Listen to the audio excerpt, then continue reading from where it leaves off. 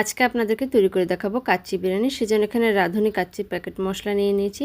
এটার ভিতর 2টা প্যাকেট থাকে, একটা গুঁড়ো মশলা, একটা শুকনো মশলা। আর নিয়ে নিয়েছি ফরচুনের বাসমতি চাল।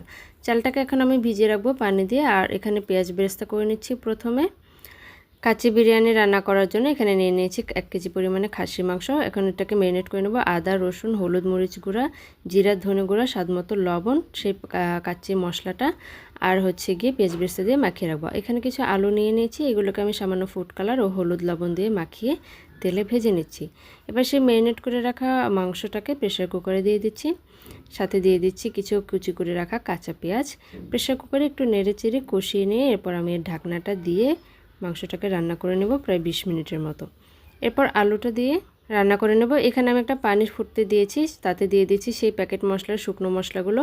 পানিটা ফুটে আসলে এখানে দিয়ে দেবো সেই ভিজিয়ে রাখা বাসমতি চাল।